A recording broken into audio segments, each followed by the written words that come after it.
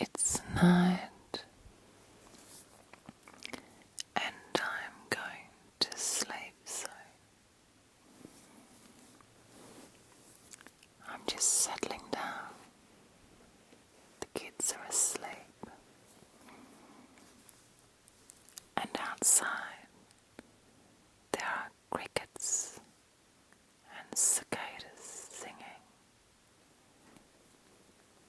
It's a warm night.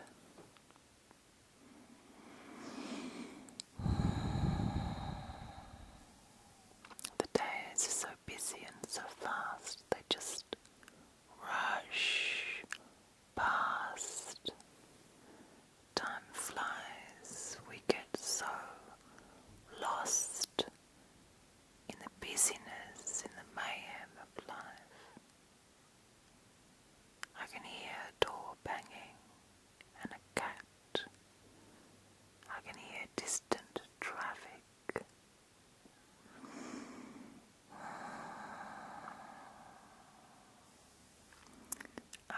This time of day is a time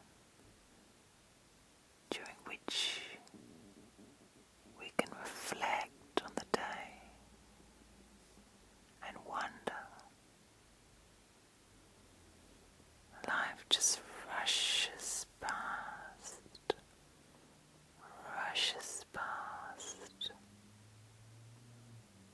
and before you know it, 10 years have gone by. Every action we take affects our life, and every action we do not take affects our life. One life. One life.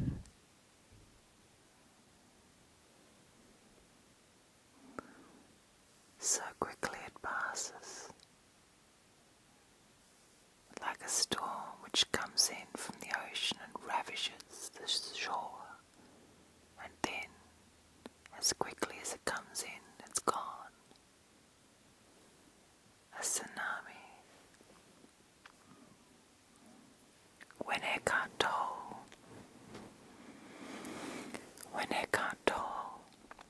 talked about the power of now, about enlightenment being in the moment, without thought, I wonder if he considered what it's like to be a mother with children, a mother who works. We have all these ideas of moving on, of achieving, of purchasing, of becoming, all these ideas in the future, and we look forward towards them with anticipation and excitement, looking forward. It's almost like you're walking across rocky terrain with your head in the air, watching a butterfly, and you want the pretty butterfly, and you continue to trip. Whereas what we should ideally be doing is taking care of each step as we step. So Eckhart Tolle says to be in the moment, to detach and be in the moment as it exists at that time. I would like Eckhart Tolle to babysit my 4 children.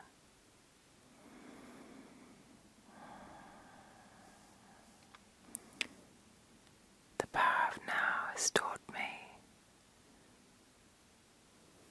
that no matter how complex, no matter how manic, no matter how unfair or unreasonable life is, there's no use chasing butterflies.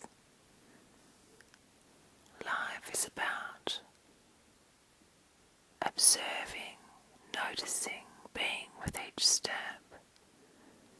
cherishing that step, because once it is stepped, it is completely gone forever. The smile on a child's face, the laughter, the jokes, the development is so special.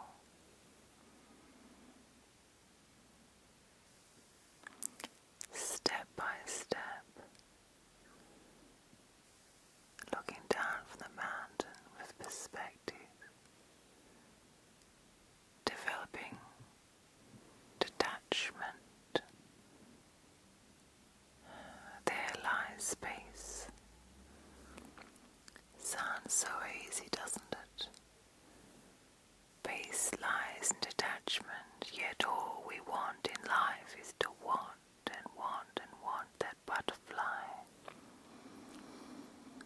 We know that happiness lies in letting go, yet we want to grab that butterfly and crush it to us. And what is the answer for that? The answer is to be still, to find a way to look down from the mountain down on top of your life with perspective and compassion and forgiveness. Each one of us fights our own battles. Each one of us walks our own walk. Each one of us has our own individual experiences that no one will ever understand. Each one of us lives in our own bubble. We are in a community, but we are a community of lone individuals. Lone individuals.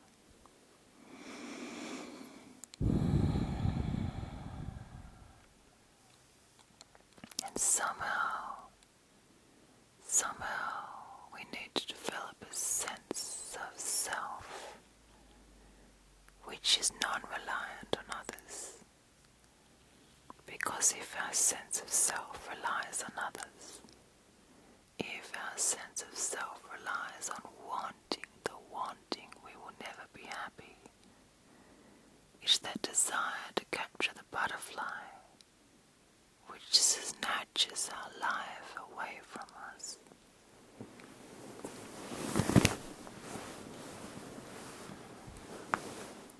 Do you chase butterflies?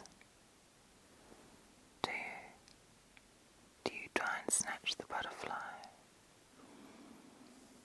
I think we all do. But we can do something about that. We can start to breathe. It always starts with the breath. Let the butterfly go, let it go. And once you let it go, you realize the control, the power that you allowed that butterfly to have over you. Once you let it go, you release your need to need.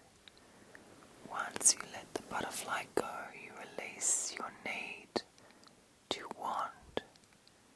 It is the wanting in life which hurts. The wanting for the butterfly, the wanting for the more. When we truly meditate and sit in the breath, our wanting starts to ebb, and the more we meditate, the more our wanting ebbs, like a wave being pulled back into the sea.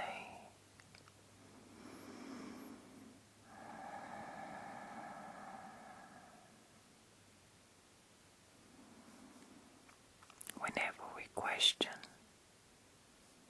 or doubt ourselves, it comes back to the wanting. desperation. But I think the moment that hair's breadth before we achieve happiness, the balance between discontent and content, in that balance lies desperation, a desperate need to find, and when we are truly desperate, and then we give up, it is in that moment that we are open to peace. Always giving up the wanting. To want, to desire is not to have. To want, to desire is to search for, to have hunger for, to have ambition for. There is no happiness in ambition. Ambition is the way to have your life snatched away from you. It's not that you don't have goals, but the goals are measured, carefully measured, without stepping away from the action of your own steps. Not being lost with the butterflies.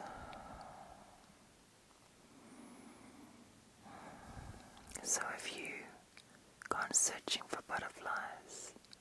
Have you forgotten to step in each step? I love the night noises. They remind me of the moment. The crickets singing now. The door banging in the wind now. The distant traffic now. It reminds me, reinforces that this day is over. And I am in this moment right now.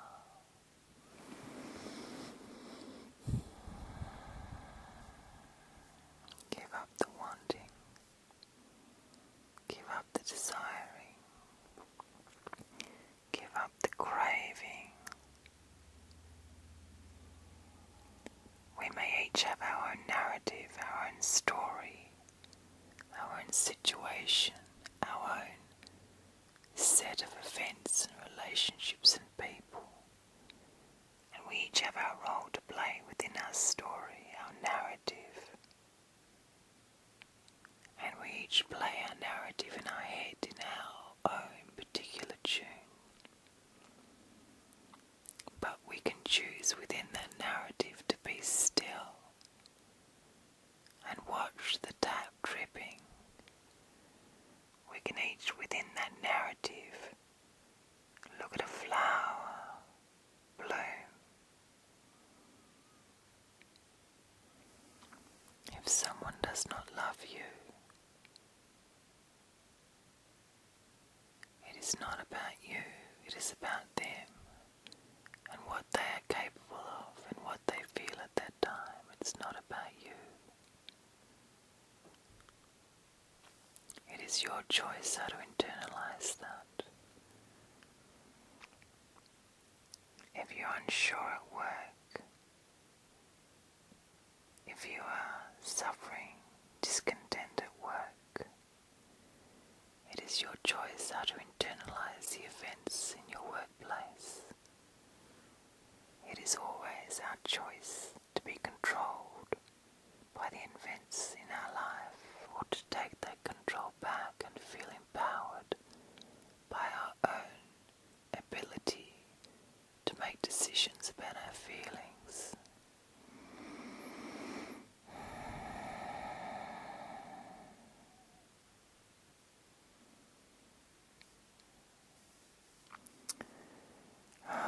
It's such a struggle, and I think it's a particular struggle in our society because we're so focused on speed. The fastest possible hamburger in the shortest period of time, handed through a window into our car.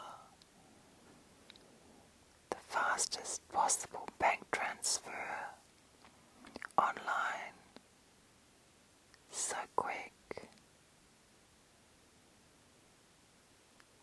fastest possible way to buy shopping without even a shop assistant any longer. Express lanes with machines that talk to you and ask you for your rewards card. It is like a whirlwind of mania and discontent. A whirlwind when we're told to be skinny, sexy, clever, young, and happy all at once, like an ice cream with far too many flavors.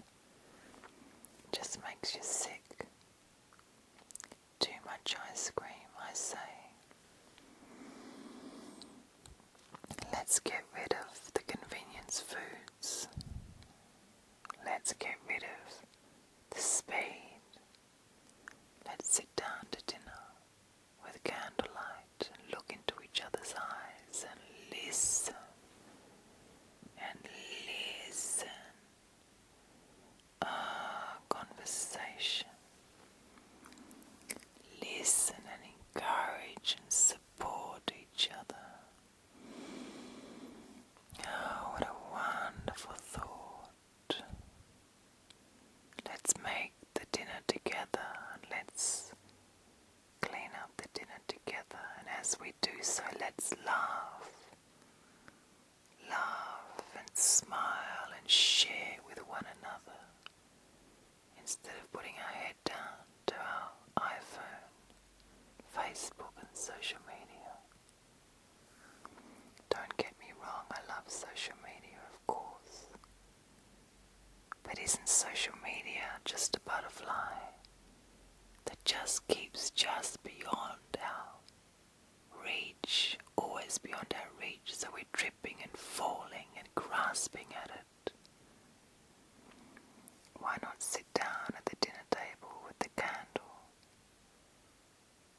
and watch the flame and breathe, and as we watch the flame we enjoy the breath, and as we watch the flame we enjoy watching the flame. We enjoy watching the flame.